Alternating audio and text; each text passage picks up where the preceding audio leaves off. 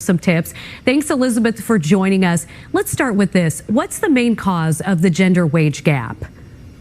Well, I feel like it starts as early as when we graduate either high school or college. Women tend to be kind of slotted into lower paying jobs. And then you couple that with taking time off to potentially have childcare or care for an elderly parent or a family member. And then now you're starting to get on a path where the opportunities just aren't there. And then also women tend to not negotiate as much as men.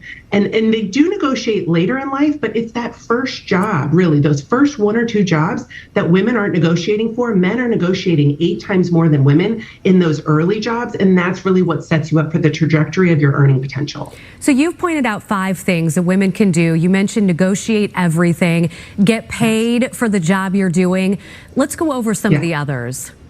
When I say negotiate everything, this isn't just your basic compensation package. This is not, what's going to be coming in the mail every 2 weeks. This is non-salary items. So this could be flexible work from home opportunities. This could be if you're somebody with a demanding job, maybe like you, Natalie, maybe negotiating an assistant. Maybe you need an executive assistant. Maybe you need additional headcount for your team. There are all these other things, PTO. You could have a bigger travel and expense budget. There's these things that don't come out of your salary budget from HR that they have more flexibility with. So do that. And the other point is get paid for the job that you're doing right now. How many of us have sat with a boss and they say, oh, you know what, you would be great to be a VP or this or that. Let's put you in the job for the next 3 to 6 months, see how you do, and then we'll come back and we'll talk about money.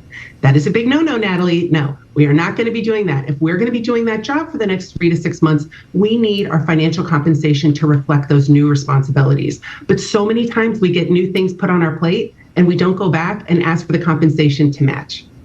Yeah, and one of the other points you had is bring some bullet points to the conversation. I often do this, I bullet point out in my head the things I want to get across. And that's because one of the things that I learned not that long ago was oftentimes women don't tout their assets. They don't tout what they've done in the past, their track record, and that is something that men do very well.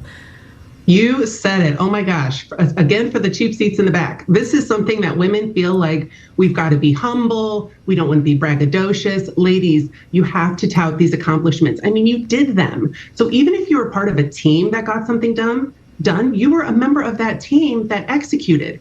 So I think that this is a big thing. And it's a lot of, this conditioning about trying to be likable and more nurturing. No, we're not going to get paid that way. Closed mouths do not get fed. You need to talk about all of your accomplishments and bring the other women who were part of that project with you along and tout their accomplishments as well.